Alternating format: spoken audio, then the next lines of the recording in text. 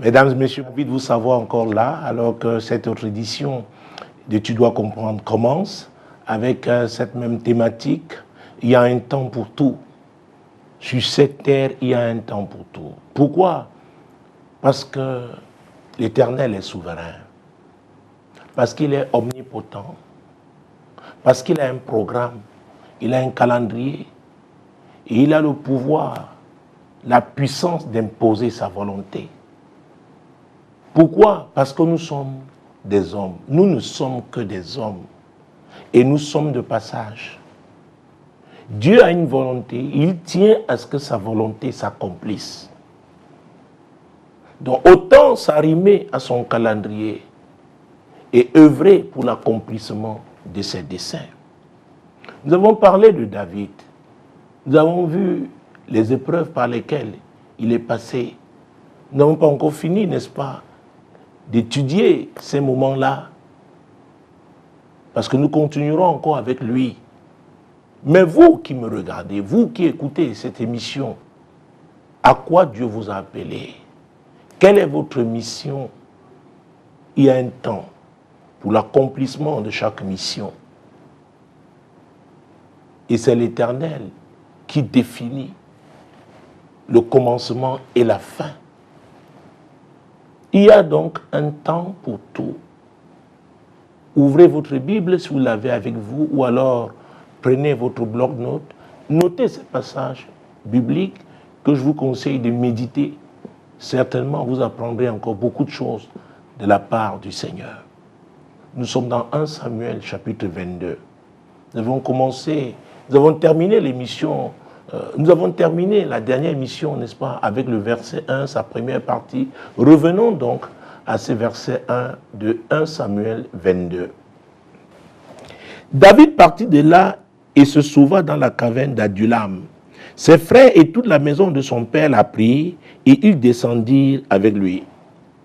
Vous voyez, depuis que David avait quitté la famille pour se mettre au service, n'est-ce pas, de Saül et donc de la nation, les succès qu'il a eus ont provoqué la jalousie de Saül et de ses serviteurs. Mais Dieu a touché le cœur de Jonathan, le fils aîné de Saül. Il a aimé David comme son âme. Et Jonathan a œuvré et continue d'œuvrer, n'est-ce pas, selon le niveau où nous nous trouvons maintenant avec notre lecture. Il était toujours en train d'œuvrer pour la préservation de David. Donc le Dieu que nous servons est un Dieu de connexion. C'est un Dieu qui met les gens ensemble. Et il sait pourquoi il le fait à un moment donné. Et tout ce qu'il fait, c'est pour l'accomplissement de sa volonté. C'est très important de le comprendre. Donc David s'est retrouvé dans la caverne. Et dans cette région-là, il ne fait pas, bon, n'est-ce pas, de se retrouver dans une caverne. Mais il fallait passer par là. Et ses frères, qui au départ ne l'avaient pas suivi, ils avaient compris que Saül était véritablement déterminé, non seulement à détruire David, même sa famille. Ils l'ont suivi. Vous savez, il y a un moment où la persécution atteint un niveau où on doit choisir son camp. Et si on choisit le camp de Dieu, ah oui, on va vivre cette persécution. Mais on doit demeurer ferme. On doit suivre Dieu. S'il demande de bouger, qu'on bouge. S'il demande de s'arrêter, qu'on s'arrête. S'il permet que nous soyons dans une situation inconfortable,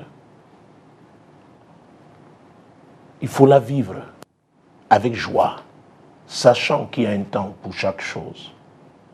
Donc, les parents de David, ses frères, n'est-ce pas, l'ont suivi.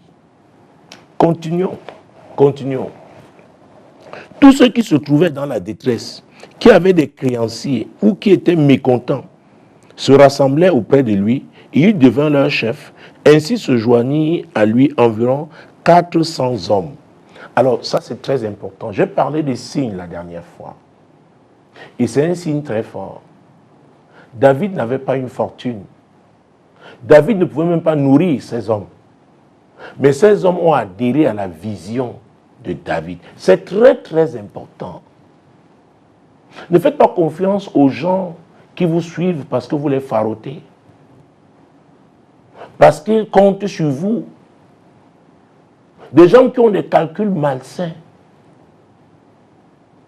Et à vrai dire, on doit vous suivre quand vous n'avez encore rien à offrir physiquement. Mais vous avez des idées, vous avez un projet, vous avez un cœur qui aime les gens, un cœur de service. Vous êtes prêt à vous sacrifier pour de bonnes causes. C'est très important. Ah oui, il m'est arrivé de recevoir des délégués de personnel, n'est-ce pas, dans certains secteurs d'activité. J'ai rencontré parmi eux des gens amers. Amers parce que les gens qui les suivaient ne suivaient pas leur vision. Ah oui, ces gens n'étaient pas honnêtes. Et ils ont été lâchés, ils ont été abandonnés. Livrés.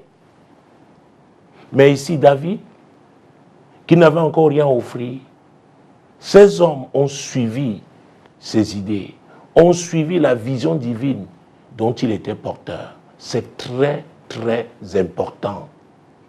Donc c'est un signe fort. Il y a un genre de ralliement qu'on nous saurait expliquer, n'est-ce pas, par des considérations matérielles. Non. Mais les idées, la vérité, la franchise, la justice, l'amour, l'unité, la paix, la prospérité qu'on promet et dont on est prêt à se sacrifier véritablement pour qu'elle se manifeste. Ah oui, c'est pourquoi dans notre domaine, je rappelle toujours que le mot ministère veut dire service. Si on n'est pas prêt à servir, on ne doit pas être un chef, on ne doit pas être un leader. On ne doit pas chercher à avoir des responsabilités. Non. Non.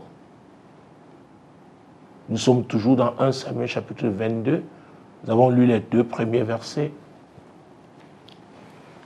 Nous continuons. Verset 3. De là, David s'en alla à Mispé, dans le pays de Moab. Il dit au roi de Moab, permets, je te prie, à mon père et à ma mère de se retirer chez vous jusqu'à ce que je sache ce que Dieu fera de moi. Oh, une période d'incertitude. Jusqu'à ce que je sache ce que Dieu fera de moi. Je ne suis pas assez fort. Mais voilà ces pauvres gens qui m'ont suivi. Et parmi eux, mes parents qui ont un certain âge. Au roi de Moab, Sa Majesté, s'il te plaît, accepte de les garder. Ce n'est pas évident. Ah oui. Beaucoup attendent seulement quand il y a des fruits. Ils veulent, n'est-ce pas, s'identifier à ceux-là qui ont payé le prix, qui sont sacrifiés pour qu'on voit ces fruits. Non, il faut travailler quand il n'y a encore rien, dans l'ombre, traversé par des tunnels ténébreux. Oui, parce qu'on espère. Ah oui, on voit un jour meilleur. C'est très important. J'appelle ça la semence. Parce que la Bible dit qu'il y a un temps pour tout. Il y a un temps pour s'aimer, il y a un temps aussi pour moissonner. C'est une loi. C'est Dieu qui l'a fait. Donc on doit travailler pour une bonne moisson. De la qualité du travail n'est-ce pas, la moisson dépendra, la bonne moisson dépendra, n'est-ce pas, de la qualité du travail, de la qualité de l'investissement. C'est valable dans tous les niveaux. Les athlètes qui se préparent pour les Jeux Olympiques, ce n'est pas, n'est-ce pas, à 1 mois qu'ils commencent. D'ailleurs, il y a des phases, n'est-ce pas, de présélection, des phases de sélection. Il faut être déjà qualifié. Et maintenant, travailler pour représenter dignement sa nation. Travailler pour gagner, n'est-ce pas, cette médaille d'or. Vous savez, c'est très émouvant. Quand on est, n'est-ce pas, sur un podium et qu'on chante l'hymne, on exécute l'hymne national de sa nation parce qu'on a une médaille, c'est extraordinaire. Je me souviens encore, il y a cela quelques années, quand 2 Africaines, une Éthiopienne et une Sud-Africaine, l'une avait eu la médaille d'or et l'autre la médaille d'argent. Et ensemble, avec le drapeau de leur nation, elles ont fait le tour du stade. C'était un moment très fort pour l'Afrique. Oui. Mais elles n'ont pas eu ces médailles-là parce qu'elles s'étaient préparées légèrement. Elles avaient travaillé durement. Il y a un temps pour chaque chose, mais la jeunesse doit comprendre qu'elle doit travailler durement. Il y a un temps pour les plaisirs. Il y a un temps, n'est-ce pas, pour la détente. Il y a un temps pour les vacances. Et quelqu'un qui n'a pas véritablement travaillé n'a pas droit aux vacances. Tout comme quelqu'un qui n'a pas travaillé n'a pas droit à un salaire. C'est très important. Oui, c'est très très important, mesdames. Jeunes gens, c'est très important. Messieurs, il faut le comprendre. Continuons. Verset 4. Et il les conduisit devant le roi de Moab, et il demeura avec lui tout le temps que David fut dans la forteresse. David était dans la forteresse, pourquoi? Il devait se cacher, il devait se protéger.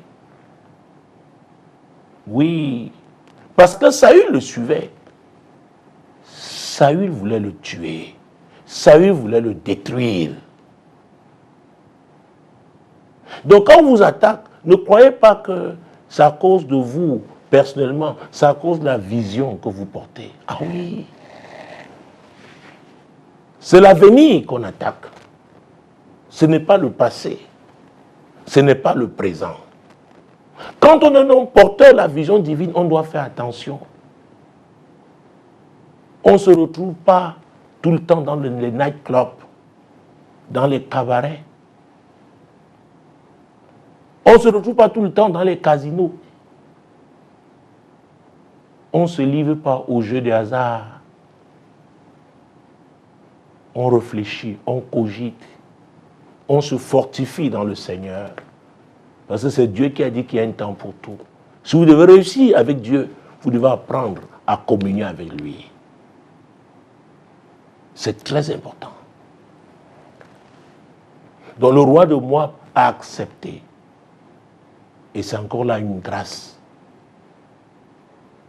Ce Dieu qui touche les cœurs des gens qui vont vous soutenir, des gens qui vous soutiennent. Parce que David ne pouvait pas être tranquille dans cette forteresse-là s'il savait que ses parents étaient exposés. Il y a des moments où on doit s'éloigner de sa famille. Quand vous lisez l'histoire de Moïse, c'est Dieu qui l'avait appelé. À 80 ans, il devait aller délivrer le peuple d'Israël en Égypte. Il est parti de Laban, son beau-père, avec sa femme et ses 2 fils. Mais à un moment donné, il les a renvoyés, n'est-ce pas, chez Jéthro, autant pour moi. C'est Jéthro qui était le beau-père de Moïse. Il les a renvoyés chez lui parce que les moments étaient difficiles. Les conditions de vie n'étaient pas faciles. Les défis étaient, n'est-ce pas, à une autre dimension. Les grands hommes savent aussi prendre de grandes décisions. ils savent se retirer. Ce sont des grands stratèges, parce que Dieu lui-même est le stratège des stratèges. Continuons. Verset 5. Le prophète Gad dit à David, « Ne reste pas dans la forteresse, va-t'en et entre dans le pays de Juda. » Et David s'en alla et parvint à la forêt de Héret. Un prophète est un serviteur de l'Éternel, c'est un messager de Dieu. La prophétie a à voir avec la révélation de ce qui est caché. La prophétie aussi a à voir avec les prédictions. Donc Gad était un prophète de l'Éternel. C'est Dieu qui lui avait parlé. Quelle que soit votre intelligence, quelle que soit votre force, vous avez besoin d'avoir aussi des gens que Dieu a oint. Des gens qui peuvent vous parler de la part de Dieu. Pas parce qu'ils calculent, n'est-ce pas, ce que vous avez. Non. Des gens qui servent Dieu. Et en vous orientant, ils sont en train de servir Dieu. Ils n'attendent pas de vous une quelconque rémunération. C'est très important.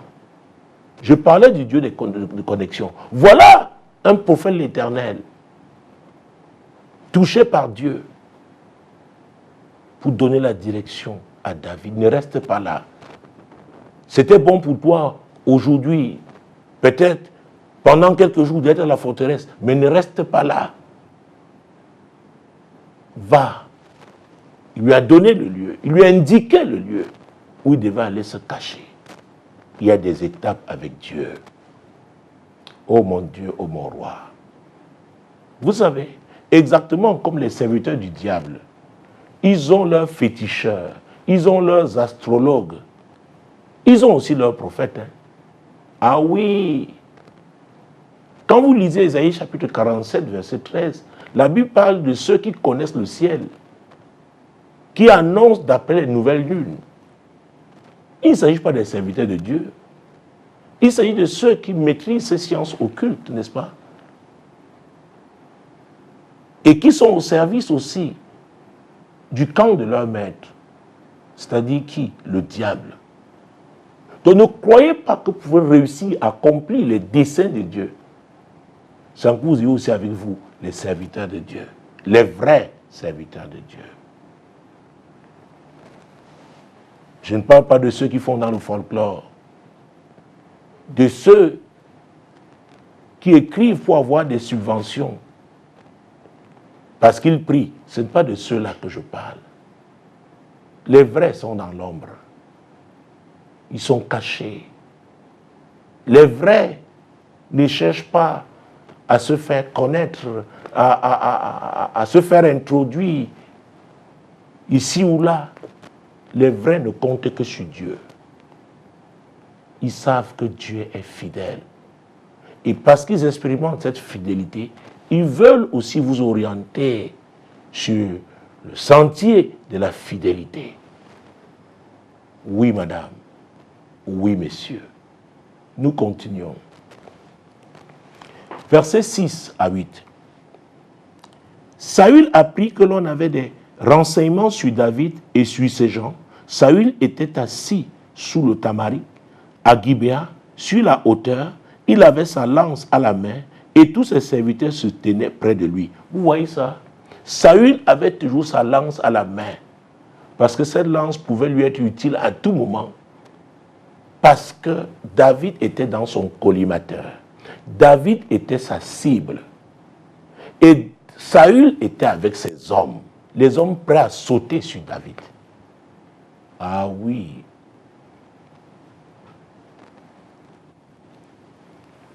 Verset 7. Et Saül dit à ses serviteurs qui se tenaient près de lui, écoutez, Benjamite, le fils d'Isaïe vous donnera-t-il à tous des champs et des vignes? Fera-t-il de vous, vous tous, des chefs de 1000 et des chefs de 100? Vous voyez ça? Saül, ici, utilise, n'est-ce pas, l'appartenance ethnique Il agite la fibre tribale parce qu'il était de Benjamin. Il dit au moins vous êtes mes frères. Est-ce que Saül peut vous donner ce que je peux vous donner? Est-ce que David peut vous donner ce que je peux vous donner? Oh, mesdames et messieurs, il y a un temps pour tout. Il y a un temps. Et quand ce temps arrive, mon Dieu, mon roi, ce langage ne passe plus. Ce type de message ne porte plus. Parce que les gens ont compris. Parce que les gens ont les yeux ouverts.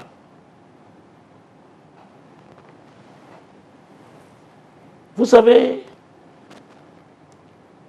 utiliser l'appartenance clanique pour mobiliser les gens, ce sont des transactions qui peuvent porter pendant un temps, mais limitées. Parce qu'à un moment donné, Dieu touche les cœurs des gens.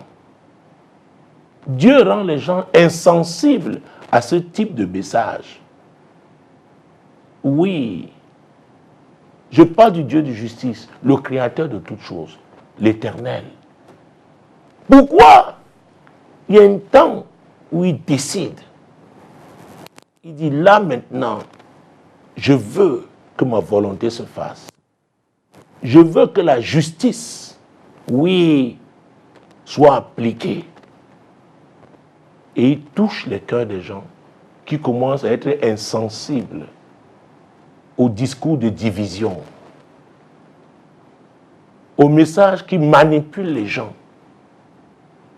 aux messages qui ne vont pas dans la direction du bonheur collectif. Et c'est Dieu qui le fait. Oui, c'est Dieu qui le fait. Verset 8. Sinon, pourquoi avez-vous tous conspiré contre moi?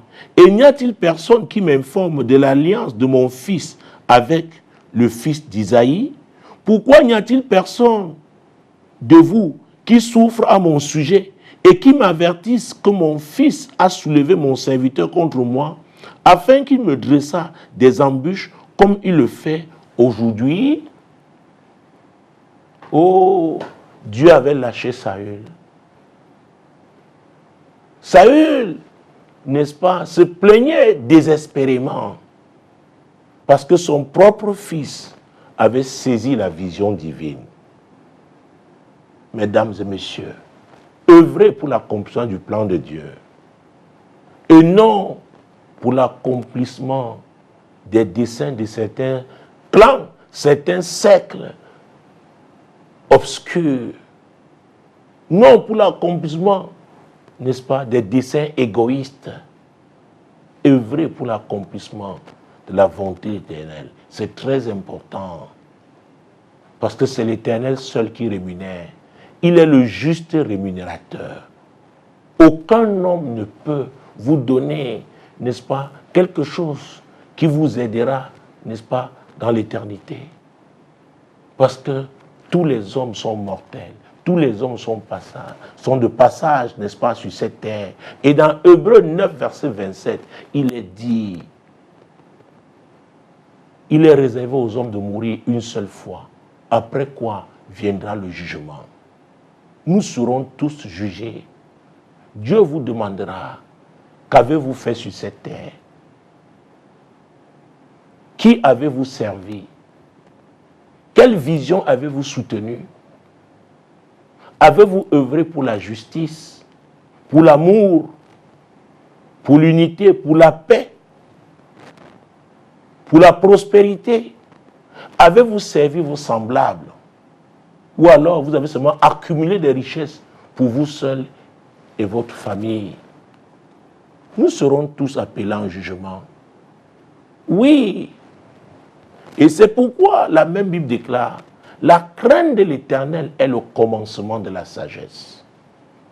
Ceux qui craignent Dieu savent qu'il y a un temps pour chaque chose. Et ceux-là font très attention. On peut les manipuler pour un temps, on ne saurait les manipuler indéfiniment. Ces gens-là savent se ressaisir. Et quand ils se ressaisissent, ils œuvrent pour la justice, ils œuvrent pour l'amour, ils œuvrent pour l'unité, ils œuvrent pour la paix, ils œuvrent pour le bonheur collectif. Ah oui, ils servent. Nous sommes tous appelés à servir. Que vous soyez médecin, que vous soyez pilote, que vous soyez dans l'agriculture, dans le tourisme, que vous soyez, je ne sais pas, dans quel secteur, dans le secteur industriel, que vous soyez homme d'affaires, que vous soyez politicien, sportif, quel que soit le couloir dans lequel Dieu vous a placé, vous êtes là pour servir. Et votre service doit bénéficier, n'est-ce pas? La communauté doit bénéficier de votre service. C'est très important. Votre service doit être bénéfique. Ah oui, n'attendez pas quand vous occuperez certaines fonctions. Commencez à servir à votre niveau. Parce que la Bible déclare, si vous n'avez pas été fidèle pour des petites choses, qui vous confiera de grandes choses? Qui? Il n'y a que l'Éternel pour vous confier, n'est-ce pas, chaque responsabilité. Donc là où vous êtes, commencez par être fidèle. Votre fidélité va vous conduire, n'est-ce pas, à des postes élevés. Parce que c'est la volonté de Dieu pour vous. Il est le Dieu de l'élévation. Il est le Dieu de la promotion. Et il a dit dans sa parole que l'élévation ne vient ni de l'Orient, ni de l'Occident. L'élévation ne vient que de lui. Donc ne comptez pas aveuglément sur les hommes.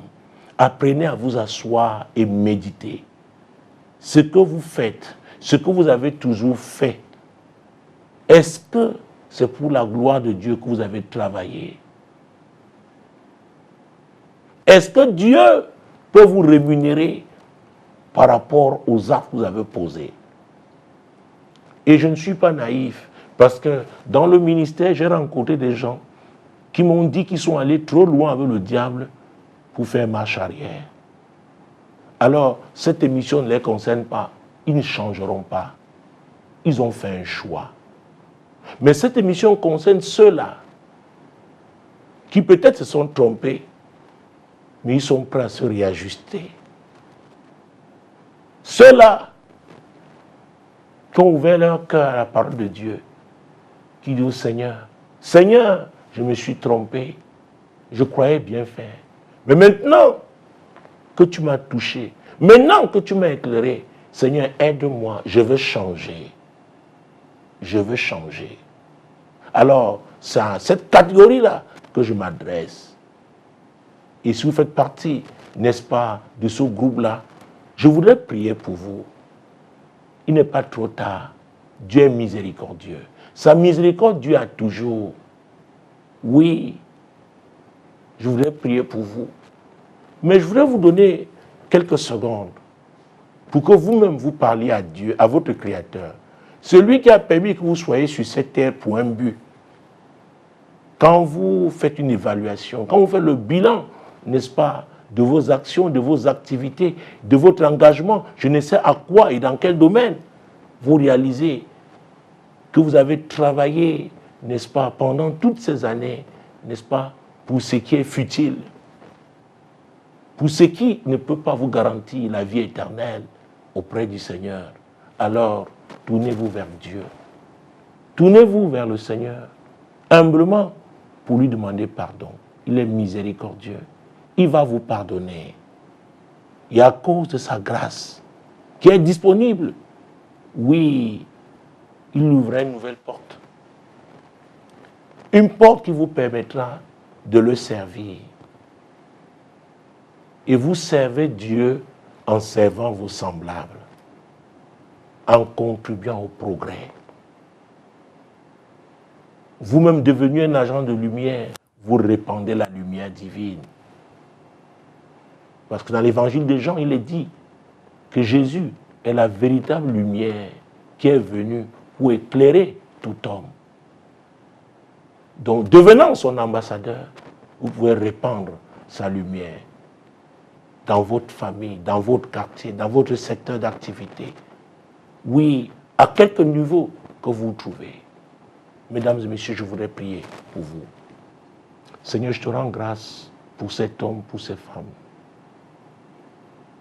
Cet homme et cette femme, ces jeunes gens, Seigneur, qui m'ont écouté, qui ont regardé cette émission.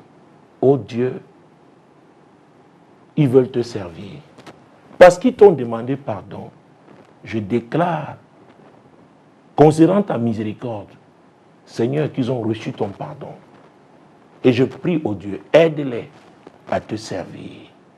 Aide-les à œuvrer pour la justice, pour la manifestation de ta gloire, là où ils se trouvent, placés par toi, au nom de Jésus.